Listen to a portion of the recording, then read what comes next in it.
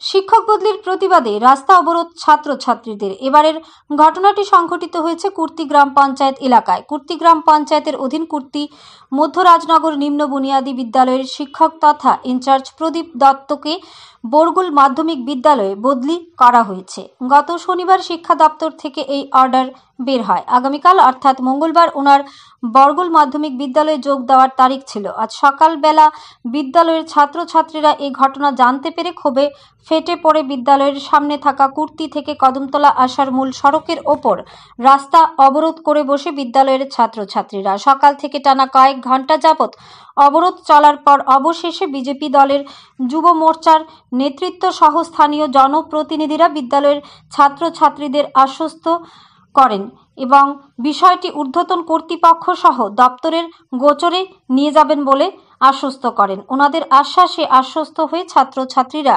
আপাতত পথ অবরোধ প্রত্যাহার করে। এদিকে ছাত্রছাত্রীরা সাক্ষাৎকারে জানায়, যদি তাদের প্রিয় শিক্ষক প্রদীপ দত্ত স্যারকে এ বিদ্যালয়ে না রাখা হয় তাহলে তারা পুনরায় বিদ্যালয়ের মূল ফটকে তালা ঝুলিয়ে রাস্তা অবরোধে সামিল হবে।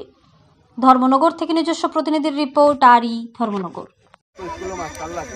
এই দাবির সাথে সাথে আইএসএর লগে আমি প্রধান হিসাবে যোগাযোগ করছি, তাইনো করছে চেয়ারম্যানের লগে যোগাযোগ করছে। সাথে সাথে তোমার দান্তে একজন মাস্টারে নিয়োগ দেওয়া হয়েছে, কাগজও ফাটাই আছে।